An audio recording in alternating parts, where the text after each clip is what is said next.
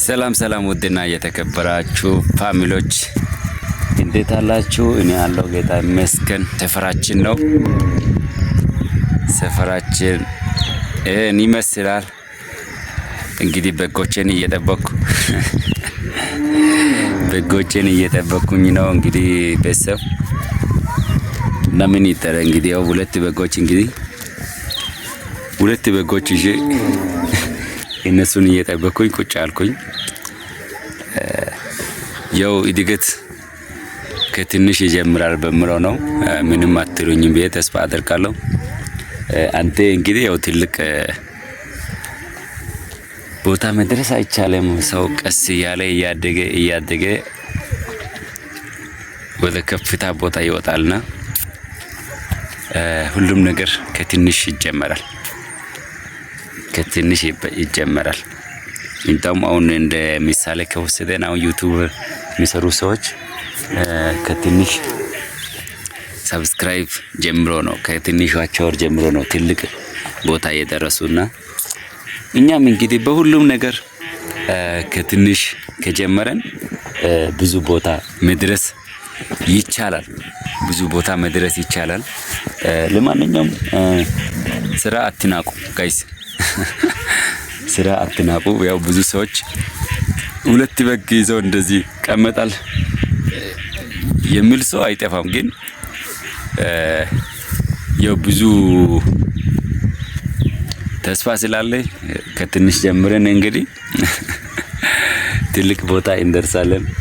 እንግዲህ ጎን ለጎን ዩቲዩብም እየሰራን በዚህ አጋጣሚ ደግሞ እንደዚህ ጎን ለጎን ሌላ ነገርም እየሞከርን ያው ኑሮ ለመቀየር ጋይስ የማይደረግ ነገር የለም። ኑሮ ለመቀየር ሰው ማያደርገው ነገር የለምና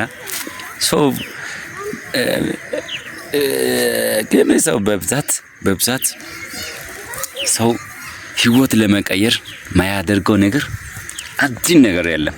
አንድም ነገር ማለት በተለይ ሰው ለገንዘብ የሚሰጠው ቦታ ይገርመኛል።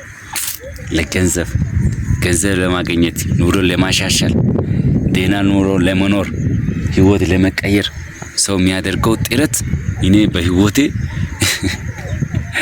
አይቼ ማላውቀው ነገር እሱ ነው። አይቼ ማላውቀው ነገር ማለት ነው። በቃ ማለት ሁሉም ሰው ገንዘብ ጋር ኑሮ ለመቀየር ደህና ቤት ለመኖር ደህና መኪና ለመግዛት ደህና ህይወት ደበስማ በቃ ትግል ነው። ኑሮ ግን አይሞላም። ባይዘይ እኛ የምንፈልጋቸው ነገሮች እንደሚሞሉ አይደሉም። ባይዘይ ቀስ እያለ እንደውም ይጨምራል እንጂ አይሞላም። ገንዘብ ይሞላል አይባልም። ህይወት ይሞላል አይባልም። ይጨምራል ያድጋል እንጂ የሚሞላበት አጋጣሚ የለም።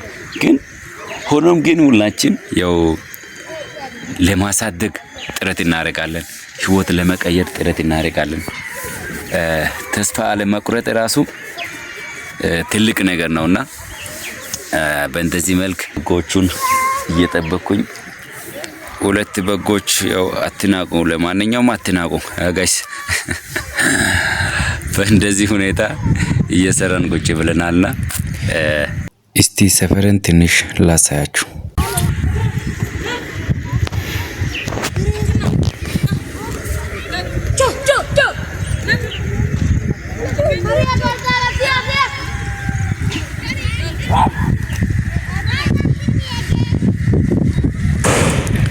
እንግዲህ እንደምታየው ሰፈራችን ነው።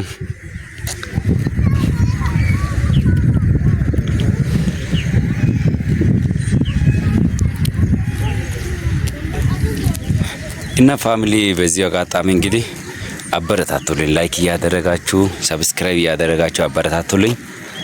ትልቅ ቦታ ሲንደርስ ደግሞ ያው ታያላችሁ ማለት ነው። አበረታቱልኝ። ለማንኛውም ላይክ ሰብስክራይብ እያደረጋችሁ